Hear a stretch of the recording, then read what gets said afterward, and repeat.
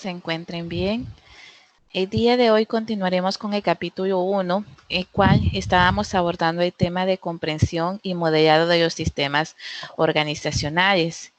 Habíamos dicho anteriormente de que la organización como tal contiene o básicamente al momento de hacer un análisis y diseño en los sistemas de información, tenemos que considerar que la organización como tal tiene internamente diferentes departamentos y estos departamentos a su vez pueden tener diferentes sistemas.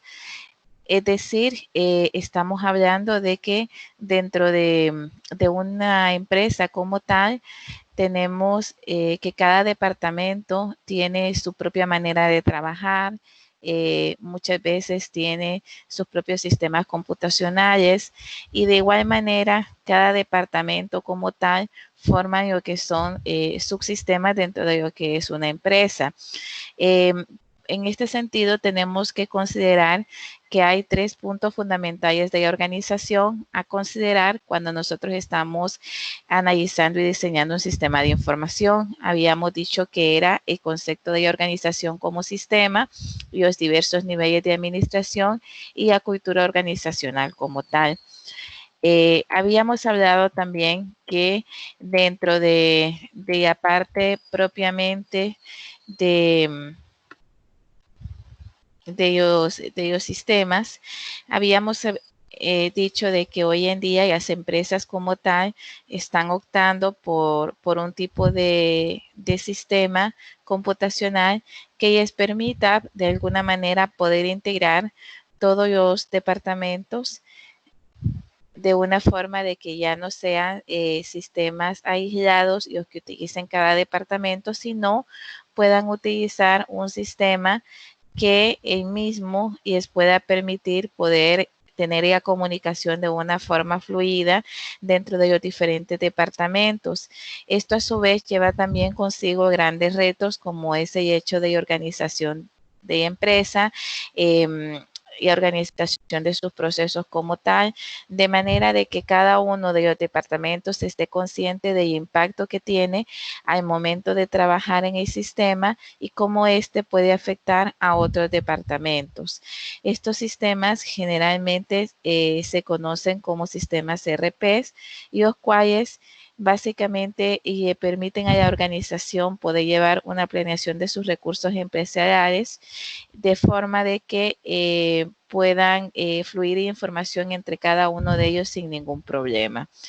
Sin duda alguna, estos sistemas y le permiten a la empresa poder tener muchas ventajas competitivas. Una de ellas es poder tener información en tiempo real. Asimismo también y les permite poder obtener una vista de los sistemas de organización como un todo y ya no de una forma individual. Muchas veces como una contraparte de los sistemas ERP podemos tener que estos sistemas como tal suelen ser bien desgastadores al momento de implementar y que es fundamental para el éxito de la implementación de estos sistemas, poder haber hecho un buen análisis y diseño previo a la implementación de ellos mismos. Vamos a ver ahora lo que son la parte de los sistemas y el diagrama de flujo de contextos. El diagrama de flujo de contextos es uno de los primeros modelos que se utilizan para la creación de gráficos en el diagrama de flujo de contexto, que también lo conocemos como modelo de entorno. Básicamente nos permite tener un panorama de lo que va a ser nuestro sistema y cómo este se va a relacionar con las demás áreas, con los demás departamentos. Asimismo, podría ser también la relación que hay con otros sistemas. Y los diagramas de flujo de datos se enfocan en el flujo de los datos que entran y salen del sistema y en el procesamiento de los datos.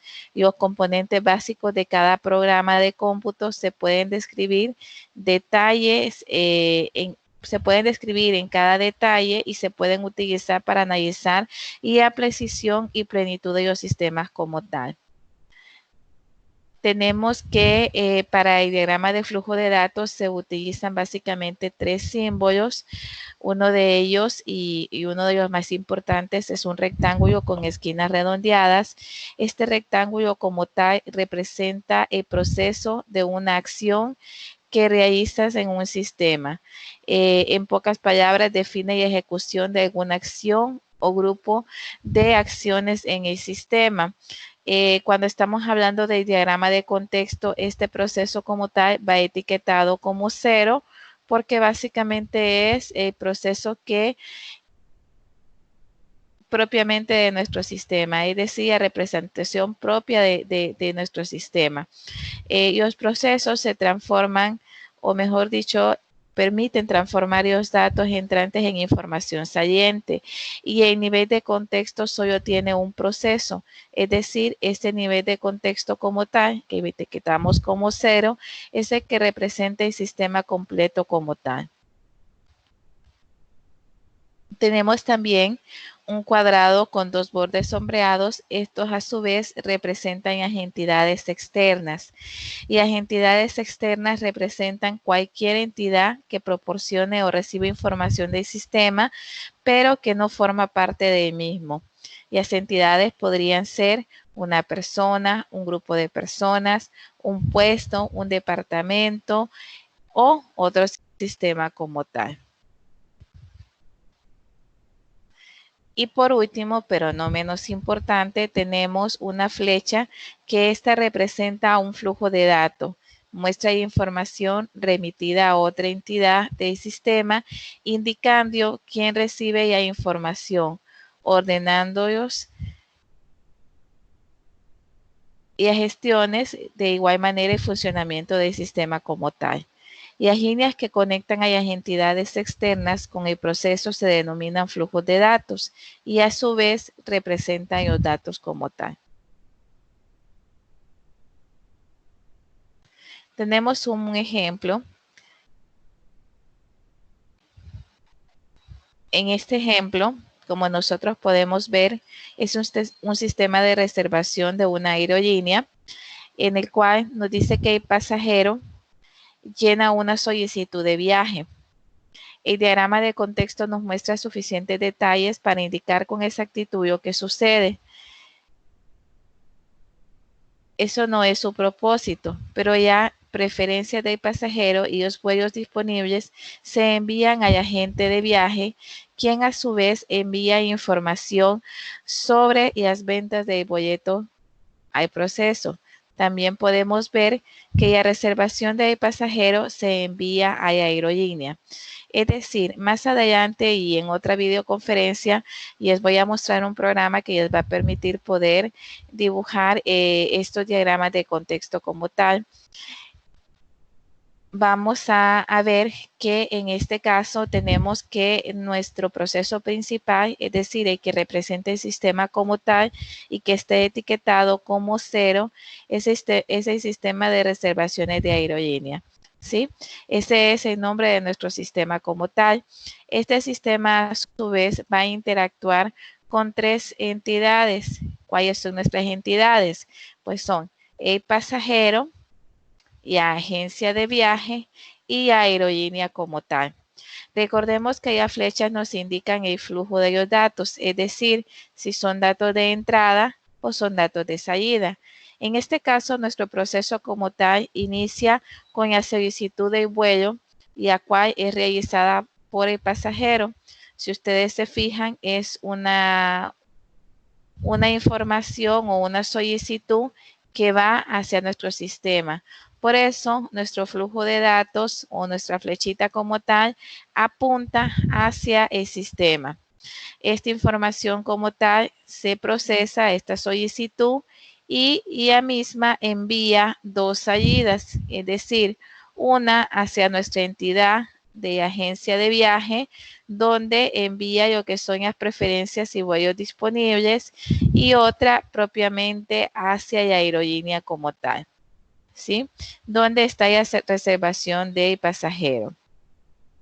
Tenemos que la agencia de viaje como tal nos envía una salida hacia nuestro sistema que es información sobre la venta de los vuelos. Algo muy importante, jóvenes, es que el proceso como tal y cómo debería de fluir, si ustedes se fijan, debería de ser básicamente el pasajero solicita el vuelo, el sistema de reservación confirma con la agencia de viaje cuáles son las preferencias y vuelos disponibles en ese momento, y la agencia de viaje envía la información sobre la venta de los boletos, y una vez que yo envía esta información, el sistema viene y envía la salida o solicitud hacia la reservación del pasajero. Básicamente así debería de funcionar el sistema como tal. Entonces, viendo yo de esta forma, nosotros podríamos ver que es un proceso en el cual tenemos nuestro sistema de reservación de aerolínea, y este sistema como tal está interactuando con nuestras tres entidades, siendo la entidad que envía la solicitud el pasajero, y esta a su vez el sistema ya procesa y ya envía a la agencia de viaje, donde pide las preferencias y vuelos disponibles que en ese momento hay. Una vez que la agencia responde, envía información sobre las ventas del boleto, y esto a su vez se envía a la reservación del pasaje a la aerolínea como tal. Ese es el flujo que sigue nuestro diagrama de flujo de contexto. Estos es otro ejemplo en el cual tenemos un sistema de flujo de datos de contexto, pero en este caso es de una matrícula de alumnos, en el cual, si ustedes se fijan, pues básicamente tenemos las entidades de contabilidad, la entidad de padres de familia, y la entidad de coordinación, y a su vez tenemos la entidad de tesorería. Y básicamente, si ustedes se fijan, tenemos en total 4 entidades, que serían contabilidad, padre de familia, y la entidad de coordinación académica y entidad de tesorerías. Algo bien importante es que, si ustedes pueden notar en este diagrama de contexto, básicamente hay otras entidades que se están repitiendo, que son las de padre de familia y la de coordinación académica. Esto se recomienda cuando nosotros, por ejemplo, vamos a diseñar un diagrama del contexto donde hay muchas salidas o muchas entradas que están interactuando con una sola entidad, para que se pueda ver de una forma ordenada. Recuerden que el diagrama de contexto como tal nos muestra a nosotros un panorama acerca de cómo va a funcionar nuestro sistema, o cómo va a interactuar nuestro sistema con las diferentes entidades. Esto es bien importante, es decir, información que va a recibir de las entidades, y el proceso, el flujo de esa información y la salida que se va a dar de esa información hacia las diferentes entidades. Entonces tenemos que tratar de que nuestro diagrama de contexto esté de una forma uniforme, y además de eso, que se pueda ver con claridad cuáles van a ser las entradas y las salidas del sistema como tal. Tenemos que las entradas en nuestro diagrama de contexto es las siguientes: la información sobre la matrícula, que esta es emitida por identidad de padre de familia, y a documentos personales y los boletos de pago. A su vez, el sistema de matrícula también va a recibir información del área de contabilidad, que son las deudas del alumno como tal, y del área de coordinación académica, que son las listas de vacantes, es decir, la disponibilidad de clases que hay. ¿Qué va a hacer el sistema? Pues una vez que procese toda la información y haga todo el proceso debido, va a generar las siguientes salidas hacia la entidad padre de familia, genera lo que son y los documentos de prematrícula y los documentos de matrícula. Y hacia la entidad tesorería va a generar lo que son los datos de la prematrícula, y hacia la entidad de coordinación académica, pues va a generar lo que son los datos propiamente de la matrícula. Es decir, que el flujo nuestro diagrama como tal nos permite ver el flujo que va a tener nuestro sistema, en este caso nuestro sistema de matrícula de alumnos, y cómo va a interactuar con las diferentes entidades como tal. Tenemos dos ejercicios. Estos ejercicios como tal, yo les aconsejo que lo puedan ir haciendo en su casa, que vayan diseñando su diagrama de contexto. El mismo se lo voy a explicar en un sistema que ustedes van a poder utilizar este programita como tal y les va a permitir poder dibujar los diagramas de contexto desde su computadora. Sin embargo, siempre es aconsejable que el proceso ustedes lo puedan realizar de forma manual. Esto es muy importante, muchachos, para que nosotros no estemos prueba y error en la computadora al momento de estar dibujando, pues siempre es muy importante que nosotros también lo hagamos desde primero previamente lo hagamos a mano, y una vez que nosotros hagamos este diagrama de forma manual, pues entonces después vamos a utilizar un programita que nos va a permitir poder hacer el diagrama de forma más fácil y básicamente de forma automática. Entonces, estos dos ejemplos de los diagramas, de diagrama de flujo de contexto, lo vamos a ver posteriormente en otra grabación. Lo que sí les aconsejo es que en base a estos ejemplos que hemos estado viendo, ustedes puedan ir identificando en estos dos ejemplos, identifiquen cuáles son nuestras entidades y cómo les pondríamos o cuál sería el nombre que le asignaríamos a nuestro diagrama de contexto como tal. Son dos ejemplos para que ustedes los puedan ir realizando. Vamos a ver un poco acerca del sistema y modelado de entidades relacionales.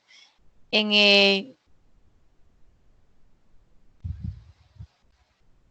el sistema y modelado de entidades relacionales, una de las características o las características que tenemos es que es una forma en la que el analista del sistema puede definir fronteras de sistema apropiadas mediante el uso de modelos de entidad-relación. Y los elementos que conforman un sistema organizacional se pueden denominar entidades. Ya lo vimos de que cada departamento como tal puede tener el nombre o dentro de nuestro diagrama como tal deberían de tener el nombre de entidades, así como también otro sistema que va a interactuar directamente con nuestro sistema, también puede tener el nombre de entidades. Una relación básicamente es la asociación que nos describe la interacción entre las diferentes entidades, y los diagramas entidad-relación como tal, su propósito es que el analista del sistema como tal puede comprender las entidades y relaciones que integran el sistema organizacional como tal. Tenemos en el diagrama entidad-relación, existen 4 tipos diferentes de relación. Estas relaciones pueden ser una relación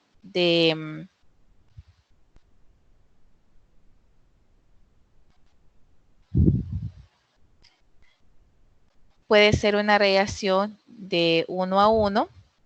Aquí tenemos un ejemplo. Por ejemplo, el profesor Carlos Pérez está asignado al segundo grado, sección A, y los alumnos del segundo grado, sección A, están asignados al profesor Carlos Pérez. Esta es una relación de 1 a 1.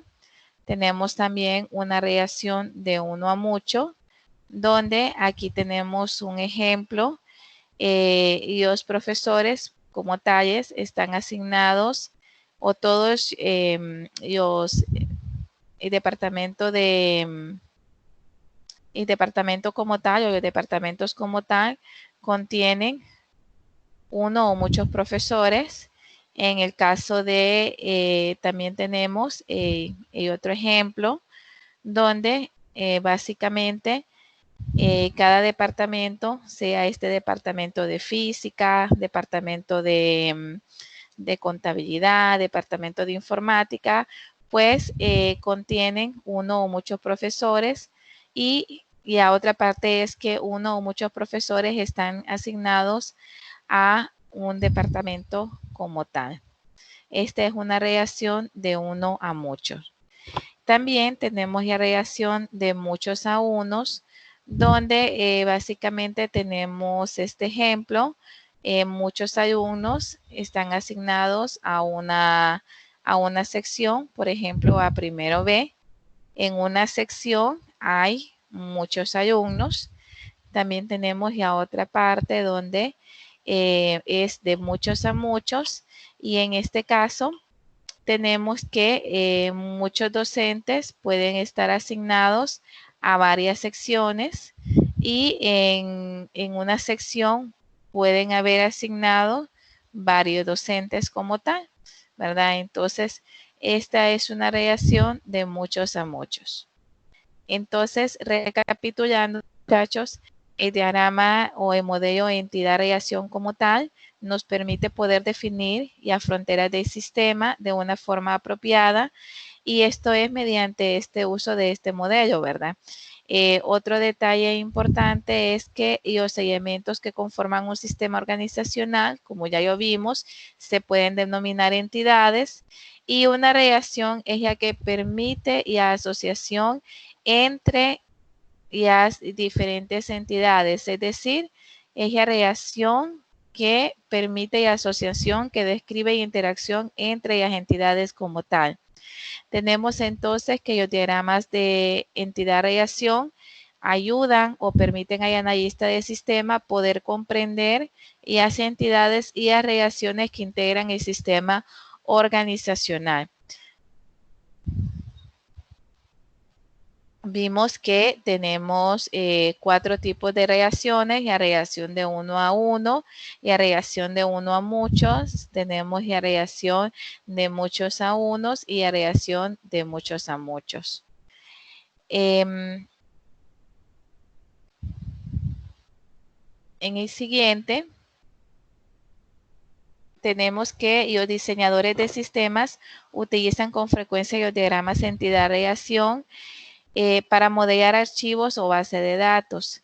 Para bosquejar algunos diagramas de entidad-relaciones básicos, el analista necesita lo siguiente. Primero, enumerar las entidades de la organización para comprenderlas mejor. Segundo, seleccionar entidades claves para reducir el alcance del proceso a una dimensión manejable y que tenga sentido. Tercero, identificar cuál debe de ser la entidad principal. Y cuarto, confirmar los resultados de los pasos 1 al 3 a través de otros métodos de recopilación de datos. Entonces, en la siguiente diapositiva, tenemos que dos entidades se conectan mediante una línea.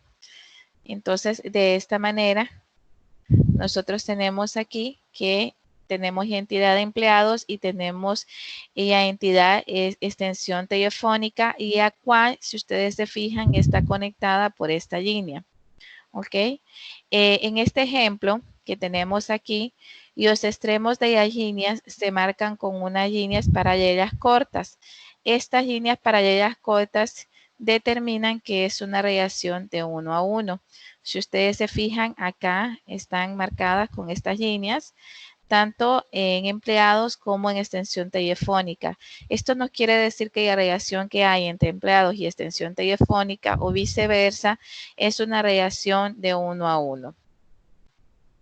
Y la frase del lado derecho de la línea se lee de la siguiente manera, de arriba hacia abajo.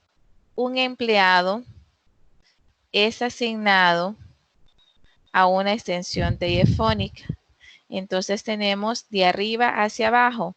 Un empleado es asignado a una extensión telefónica. Y del lado izquierdo tenemos que una extensión telefónica se registra a un nombre de empleado. Entonces lo tenemos de esta manera, ¿sí? De abajo hacia arriba. El siguiente modelo entidad-relación es que ayer de izquierda a derecha y a flecha significa que muchos empleados son miembros de un departamento. Entonces tenemos dos entidades, y entidad empleado y entidad departamento. Aquí tenemos una relación de uno a uno o muchos. Y cuando nosotros oyeemos, si oyeemos de izquierda a derecha, tenemos que muchos empleados son miembros de un departamento, ¿sí? Y si oyeemos de derecha a izquierda, indica que en un departamento contiene uno o muchos empleados, ¿sí? Entonces es muy importante, acá es muy importante esto, muchachos, porque acá es una relación de uno a uno o muchos. Es decir, que se puede dar el proceso de que puede suceder una vez o muchas veces. Esto es muy importante que lo tengamos en cuenta. También tenemos el siguiente ejercicio que dice, tomando como referencia la siguiente relación. En esta relación tenemos una relación de uno a uno, tenemos empleados y tenemos oficina.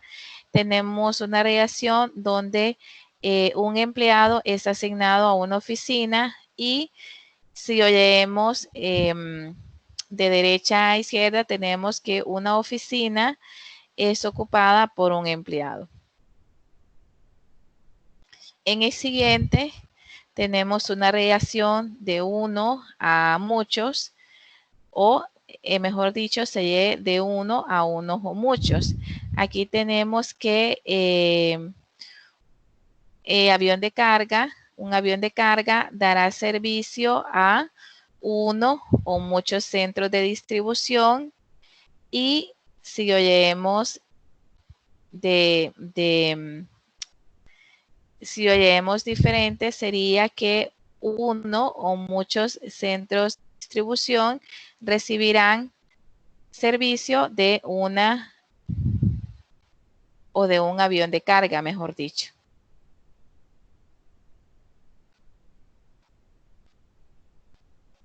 Esto es muy importante porque en este caso, como vimos en el primer ejercicio, siempre tenemos que leer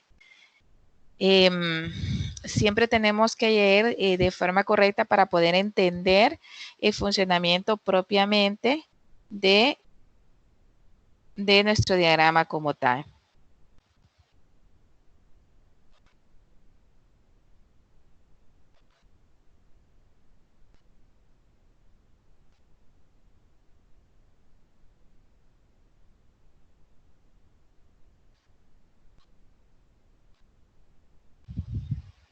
En el siguiente tenemos una relación de 1 a 0 o muchos.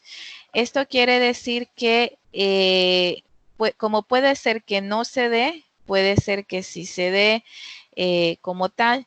Aquí nos dice que un analista, por ejemplo, si vemos la relación de izquierda a derecha, tenemos que un analista podría ser asignado a muchos proyectos, pero también puede que no sea asignado a ningún proyecto.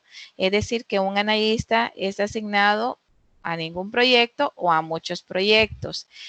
En el siguiente podríamos tener, o si lo leemos básicamente de derecha a izquierda, podemos tener que muchos proyectos pueden ser desarrollados, muchos o ningún proyecto puede ser desarrollado por un analista de sistemas como tal. Esto es muy importante, muchachos, porque puede ser que la relación no se dé, o sea, que no se cumpla o que se cumpla muchas veces. En el siguiente tenemos una relación de, en el caso de 0 o 1, ¿sí? Es decir, que puede ser que se cumpla o puede ser que no se cumpla ninguna vez. En este caso, como yo diríamos, si fuera de izquierda a derecha, sería una máquina podría no recibir ningún mantenimiento programado o podría recibir un mantenimiento programado. Es decir, que una máquina podría o no recibir un mantenimiento programado. Y si oyemos de derecha a izquierda, tendríamos que uno o ningún mantenimiento programado se da a una máquina. Es decir, que esta reacción como tal, este cerito y este punto como tal o esta línea nos indica que se realiza o no se realiza un mantenimiento como tal. En la siguiente es una reacción de uno a muchos y básicamente es una reacción en la que si ustedes se fijan podemos ver y si oyemos de izquierda a derecha que en este caso una o muchas agencias de viaje están asignadas a uno o muchos clientes, es decir, una reacción de uno a muchos y de uno a muchos, ¿verdad? Y en este caso uno o muchos clientes es llamado por una o muchas agencias de viaje. Es decir, que la reacción se puede dar una o muchas veces como tal.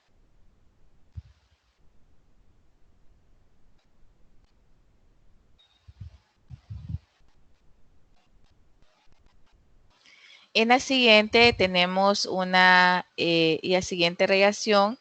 Si nosotros lo leemos prácticamente de izquierda a derecha, tenemos que la oficina en casa puede tener uno o muchos empleados, en este caso, o uno o muchos empleados podrían ser o no asignados a una oficina en casa.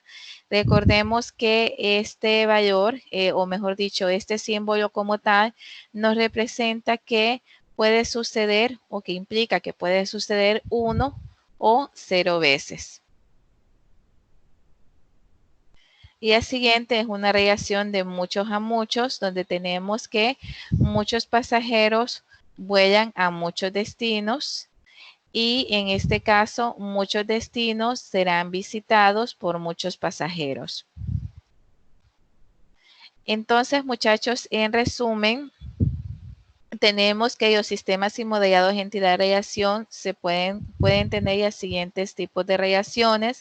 Una reacción a 1, en este caso es exactamente a 1, una reacción de 1 a muchos, una reacción de 0 a 1, una reacción de 0 a muchos y una reacción de muchos, es decir, más de 1 como tal.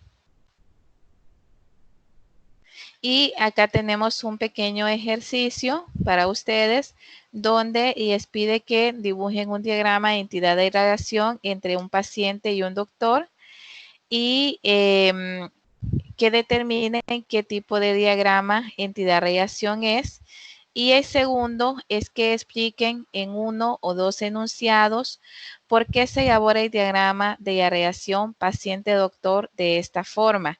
Entonces, necesito, muchachos, que cuando estén viendo este video, procedan a hacer este diagrama. Ustedes solo le van a tomar foto al diagrama que ustedes realicen en su cuadernito, me lo van a enviar a mi correo a nazarena.idiaques@una.edu.hn y esto pues tiene un puntaje extra de 0.5 puntos extra por si ustedes quieren ganarse esos puntitos, ¿ok? Tenemos que los niveles de administración, en este caso en la organización y administración se divide en 3 amplios niveles horizontales. Tenemos control de operaciones, tenemos la planeación y control administrativo y tenemos la administración estratégica. Cada nivel implica sus propias responsabilidades y todos se enfocan a su manera en conseguir las metas y objetivos de la organización. Entonces, jóvenes, si lo vemos en una pirámide, tenemos que de abajo hacia arriba tenemos que el control de operaciones es nuestra base. Luego de eso tenemos ya planeación y control administrativo. Y por último tenemos ya administración estratégica. Vamos a ver cada uno de ellos. Cuando nosotros hablamos de los niveles de administración, tenemos que el control de las operaciones conforman la última capa de la administración de 3 niveles. Es decir, lo que habíamos visto de abajo hacia arriba, ¿sí? ¿Qué características tiene este nivel como tal? Los gerentes de operaciones toman decisiones aplicando reglas predeterminadas que producen resultados predecibles cuando se implementan de manera adecuada. Otro es, asimismo, supervisan los detalles de las operaciones de la organización y por otro lado, los administradores de operaciones son los que se dedican a tomar decisiones cuyo trabajo es el más claro debido al alto nivel de certeza en su ambiente de toma de decisiones. Es decir, cuando hablamos del nivel administrativo, generalmente nos referimos a la parte operativa, tal y como nosotros lo vimos aquí en el diagrama, y en este control operativo, pues obviamente tenemos figuras tales como los gerentes de operaciones, los cuales en base a la información que el sistema les genera, pues ellos pueden supervisar, pueden tomar decisiones y esto permite obviamente que se pueda tener una certeza al final de qué tipo de gestión o qué tipo de decisión se puede tomar en base a los datos que se tiene, en base a cómo va, por ejemplo, los niveles de venta. En base a eso, pues se toma la decisión de cuánta producción se va a generar según la temporada. Entonces, básicamente, este nivel es un nivel operativo. Sin embargo, es un nivel muy importante para la organización porque si no se toman las decisiones adecuadas en la operación, pues definitivamente todo va en escala, eh, todo lo demás pues se vería afectado porque esto provocaría serias pérdidas y gastos a la empresa. ¿Por qué es tan importante este nivel? Pues precisamente es porque es una de las áreas en la parte operativa donde más gastos indirectos podemos tener, tanto gastos indirectos como gastos directos, pero recordemos que los gastos indirectos hasta cierto punto son los más difíciles de controlar en el sentido de que estos tienen pueden tener bastante variación como tal. Tenemos también en el nivel administrativo, vemos que los gerentes a nivel medio toman decisiones y básicamente estamos hablando de la parte de prácticamente de la planeación y control como tal en este nivel, perdón, y los gerentes de nivel medio toman decisiones de planeación y control a corto plazo respecto a cómo asignar de manera o de mejor manera los recursos para cumplir los objetivos de la organización. Y la administración media experimenta muy poca certeza en su ambiente de toma de decisiones. ¿Qué es lo que sucede básicamente con la administración media? Estamos hablando propiamente de los mandos intermedios, que si nosotros lo vemos en nuestra pirámide son, y aparte de planeación y control administrativo. En esta parte como tal, estamos hablando de áreas como el área de finanzas, el área de administración, en las cuales son áreas donde toman decisiones muchas veces en base a planificaciones iniciales de año o en base a los comportamientos trimestrales y básicamente como no se está propiamente en la parte operativa o en el día a día, sino que se toma información muchas veces en base a históricos o en base a reportes o en base a cómo se van moviendo, a tendencias, pues básicamente es una información poco certera. Sin embargo, sí es una información que permite poder tomar decisiones. Estas decisiones que se toman generalmente pueden ser decisiones a corto plazo, es decir, algún tipo de ajustes o de reacondicionamiento, pero básicamente son los niveles intermedios, ¿verdad? Estamos hablando de las diferentes áreas donde llega todo la información, el consolidado de la información o de los movimientos de las diferentes áreas, y en base a eso, pues, pueden hacer proyecciones, pueden realizar proyecciones y pueden tomar decisiones. Tenemos y administración estratégica, que si nosotros nos fijamos, pues básicamente hablamos de la administración estratégica, que es la punta de nuestra pirámide. En esta, pues básicamente es el tercer nivel de control de administración, y en esta parte, pues básicamente los gerentes estratégicos voltean hacia afuera de la organización para visualizar el futuro. Básicamente estamos hablando de los gerentes que se encargan de tomar decisiones para la empresa, y obviamente son los que están monitoreando o viendo cuáles son las tendencias mundiales, cómo se está moviendo el mercado, tanto internacional como nacional, y básicamente esta función generalmente recae en, en el gerente general o en el comité que el gerente general forme con los diferentes gerentes para poder tomar ya decisiones propiamente de cuál va a ser el futuro de la empresa, o cómo o cuáles van a ser las estrategias futuras para la empresa. Dependiendo de la información proveniente de las fuentes externas, aquí se basa bastante en las fuentes externas, en cómo está la bolsa, en cómo están los movimientos, en cómo está el mercado y la versatilidad del mercado como tal. Entonces, dependiendo de eso, es que ellos básicamente crean las estrategias competitivas, y en base a eso, pues, toman las decisiones de cuál va a ser el futuro de la empresa. Y los administradores estratégicos trabajan en un ambiente de toma de decisión altamente incierta. Obviamente, ellos solo están viendo tendencias, están viendo cuál es la tendencia del mercado, cuáles son la versatilidad, cuáles son los movimientos, y en base a eso, pues, toman estrategias competitivas.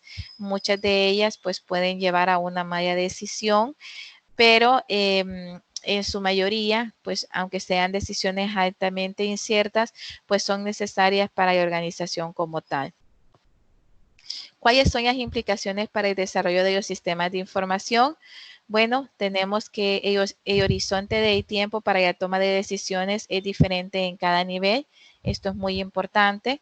Y los administradores de operaciones necesitan información interna, que esta información, por su naturaleza, les permita poder tomar decisiones. Generalmente es de bajo nivel y son repetitivas, es decir, información repetitiva como tal. Y la información que capturan el desempeño actual, y son grandes usuarios de recursos de información en línea en tiempo real. Es decir, como son áreas operativas, son básicamente los que se encargan de generarnos información.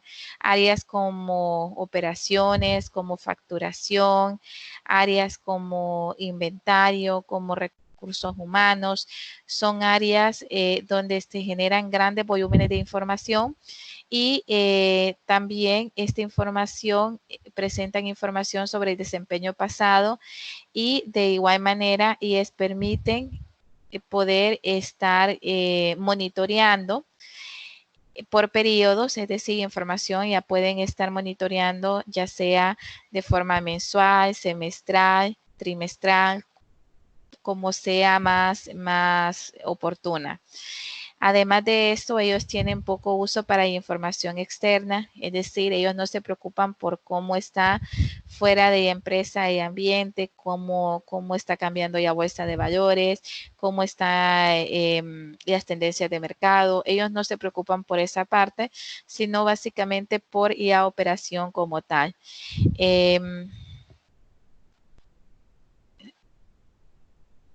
No pueden tener una proyección al futuro, o no pueden tampoco crear escenarios. Es decir, ¿qué pasa si hacemos este movimiento? ¿Qué pasa si quitamos este producto? Realmente ellos no se encargan de eso como tal. En la siguiente,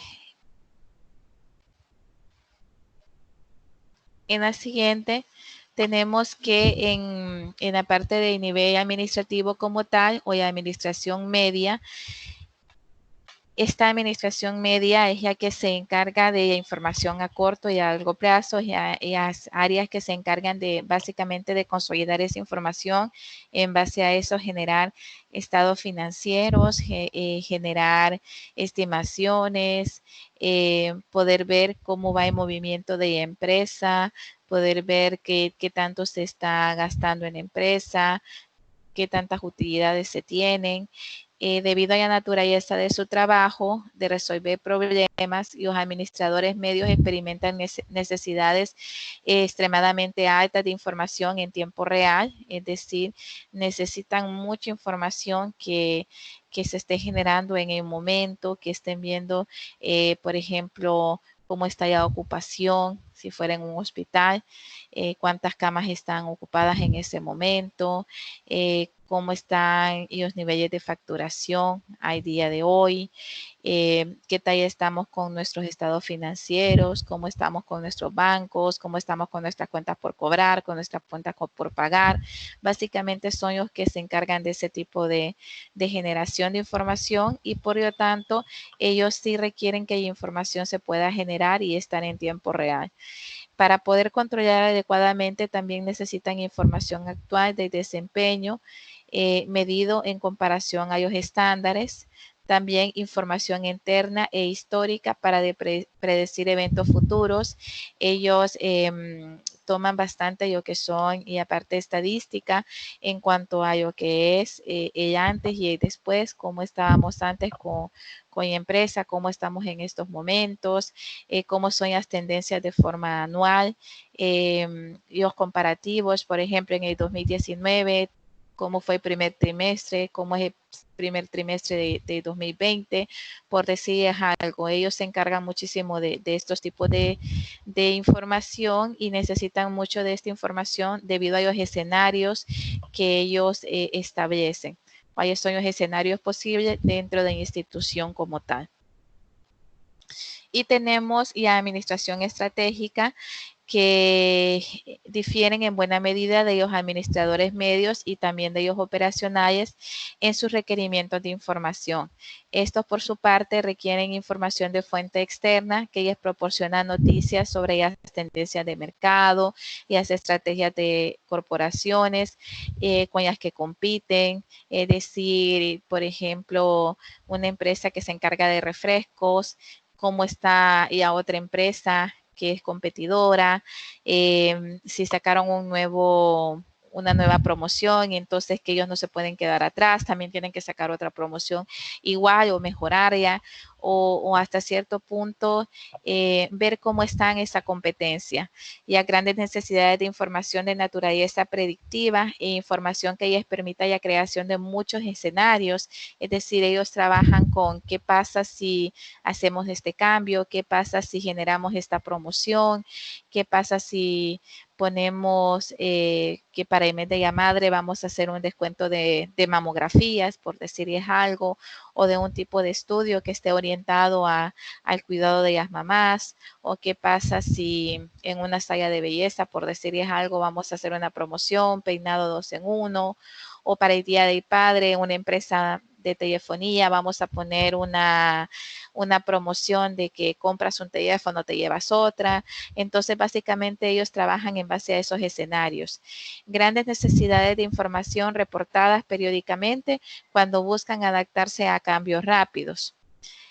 Y también tenemos los planeadores estratégicos, en el caso de que estos como tal necesitan generar información resumida, es decir, a ellos no les interesa tanto el detalle como en la parte operativa y administrativa media, sino que ellos les interesa más la información detallada, resumida, como tal, y hay información para la planeación estratégica puede ser más antigua y estimada. Ellos trabajan bastante en base a lo que son históricos, en base a lo que son estimaciones.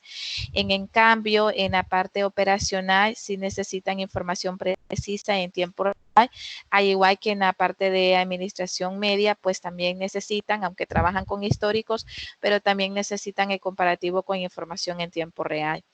Por último, el planeador estratégico necesita información cualitativa, principalmente de fuentes externas, en vez de información cuantitativa que son de fuentes internas y las cuales son requeridas por la administración operacionales. Finalmente tenemos que la cultura organizacional, estas son áreas de investigación que han crecido de manera notable en la última generación. Es decir, anteriormente, pues las empresas no se preocupaban mucho por la parte de la cultura organizacional en sí, y la cultura organizacional determina la manera en cómo los usuarios o la gente utilizan información y los sistemas de información. ¿Por qué es importante para nosotros como analistas y diseñadores de sistemas entender y comprender la cultura organizacional? Es sencillo, porque la cultura organizacional conforma lo que son los valores y las normas, y los hábitos y costumbres, y las lenguas y comunicaciones dentro de la empresa, y los materiales que utilizan, y los símbolos. Por lo tanto, para nosotros es muy importante poder tener un entorno claro de cómo está la empresa, cómo está posicionada, cómo esta empresa externamente ya ven los clientes, cómo internamente es su cultura, si tienen una misión, si cuentan con una visión, si tienen sus políticas establecidas, si a nivel de estructura de sus procesos están bien definidos. Es decir, es muy importante esta parte. En la actualidad se han realizado estudios para poder determinar si la organización y los equipos virtuales tienen efectos en la creación de ellos, sus culturas, cuando los integrantes del lugar no comparten el mismo espacio de trabajo, pero sí comparten tareas. Esto es bien importante porque se ha identificado que dentro de una organización que cuenta con su cultura organizacional, pueden existir lo que son ya subculturas, y las subculturas se pueden identificar en los departamentos, donde cada departamento como tal tiene sus tareas asignadas, tiene sus procesos de cómo hacer diferentes actividades, también tienen asignadas las personas para cada una de las funciones, y asimismo también entre ellos tienen la manera de sus políticas, tienen la manera en cómo reciben información, como el tiempo que transmitan esa información, es decir, tienen una subcultura dentro de lo que es la cultura como tal. Dependiendo de cómo esté esta cultura organizacional o qué tan afianzada esté en una empresa como tal, pues básicamente esto permite una mejor forma de implementar o de implantar un sistema como tal. Es decir, si en una empresa, por ejemplo, hay demasiada hostilidad entre los empleados, no se sienten motivados o de repente están ahí solamente por cumplir un tiempo, por cumplir una tarea, pero no sienten mayor motivación. Entonces, obviamente, cuando ustedes lleguen y quieran hacer un levantamiento, quieran hacer la parte de análisis, sentarse con los usuarios a diseñar el sistema y posteriormente el desarrollo y la implementación, pues esto va a ir un poco cuesta arriba porque si ellos no tienen una misión, una visión clara, no hay un buen ambiente de trabajo, pues obviamente va a haber bastante resistencia de un nuevo sistema por parte de los usuarios. Y esto se puede ver traducido para nosotros como analistas de sistemas, básicamente en cuánto tiempo vamos a tardar en la implementación de un sistema como tal.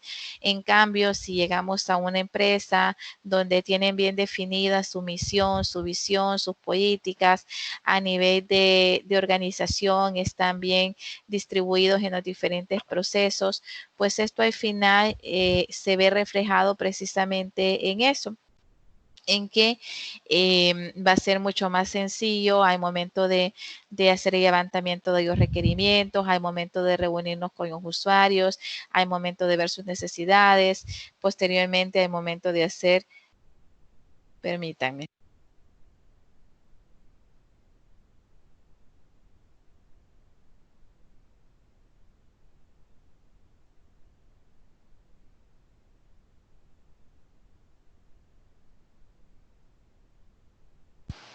Posteriormente al momento de desarrollar el sistema y de implementarlo. Y también cuando se le brinda el seguimiento del sistema como tal, va a ser mucho más sencillo que si no se cuenta con una buena cultura organizacional. Es más útil considerar los factores determinantes de las subculturas como los simbolismos verbales y los verbales compartidos. Recuerden de que muchas veces entre cada departamento como tal, no solo existe la forma en cómo trabajan, los procesos que tienen, sino también cómo se comunican entre ellos.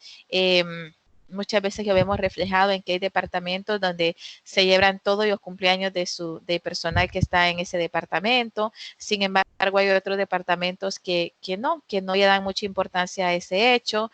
También tenemos que, por ejemplo, en una cena navideña, no todos los departamentos se integran, sino que dicen, bueno, el departamento de contabilidad nos sentamos todo aquí, el departamento de facturación, todos nos sentamos en este lado. Entonces, ¿por qué? Porque ellos tienen su simbolismo verbal y también no verbal. Y los símbolos verbales incluyen el lenguaje compartido para construir, transmitir y preservar los mitos, metáforas, visiones y estado de ánimo de la subcultura. Y las culturas coexisten dentro de las culturas oficiales de la organización como tal. Las culturas oficiales aprobadas podrían establecer una forma de vestir, forma apropiada de dirigir a los supervisores y a los compañeros, así como la manera más conveniente de trabajar en público. En cambio, esto es muy importante porque son las culturas oficiales, es decir, son los que distinguen a la organización como tal. Y la comprensión e identificación de las subculturas que predominan en una organización podrían ayudar al analista del sistema a superar la resistencia al cambio.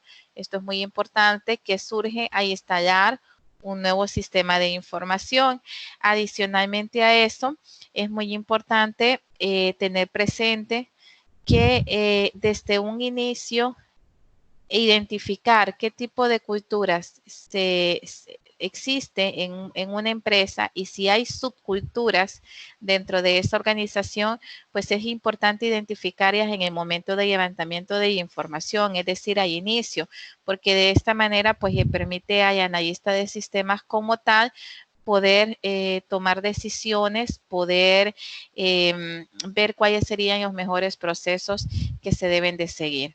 Bueno, jóvenes, esto es todo por el día de hoy con esta presentación. La próxima videoconferencia que vamos a realizar, pues vamos a mostrarles el sistema que les va a permitir poder diagramar, diagramas de contexto, y también les queda como una tareita de puntos extras que puedan hacer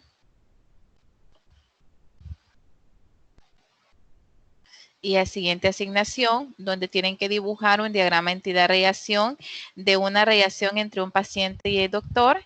Y además me tienen que identificar, una vez que ellos dibujen, qué tipo de programa entidad-reacción es.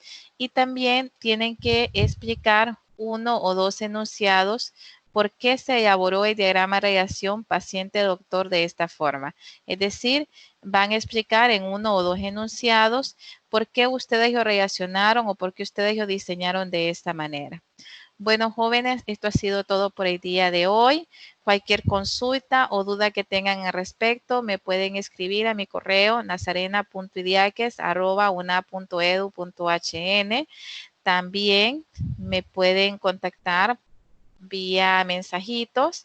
También pueden escribir en foros de consultas o en foros académicos en la plataforma virtual, y cualquier consulta que tengan ya pueden hacer sin ningún problema. Muchísimas gracias y que pasen un feliz día.